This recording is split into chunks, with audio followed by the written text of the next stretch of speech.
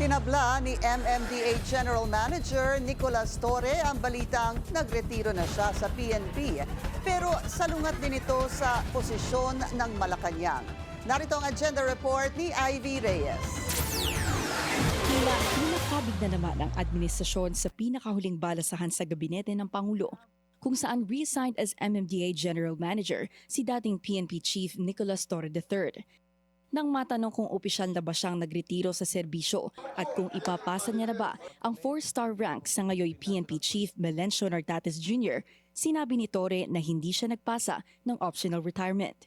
Nais din daw kausapin ni Torre ang organisasyon ng PNP dahil wala siyang pinirmahang retirement.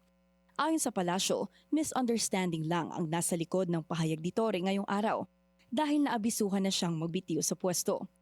Pumayag naman, ma'am. Okay na sa kanya yon, accepted na niya. Accepted po niya yun. Dahil po tinanggap niya po ang posisyon na ito, alam niya naman po kung ano po ang maaaring mangyari at muli, ang mangyayari lamang po, siya po ay tatanggap ng benepisyo, full benefits, at lahat ng emoluments as a 4-star general. Wala rin daw magiging problema dahil nagkausap na ang palasyo at si Torre.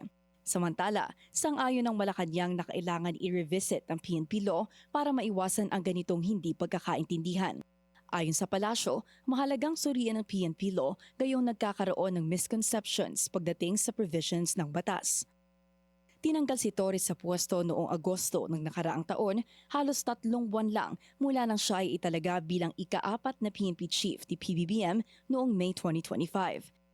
Si Torre ang sumunod kay dating Executive Secretary Lucas Bersamin na naglabas ng taliwas na pahayag sa administrasyon matapos sabihing nag-file sila ng resignation.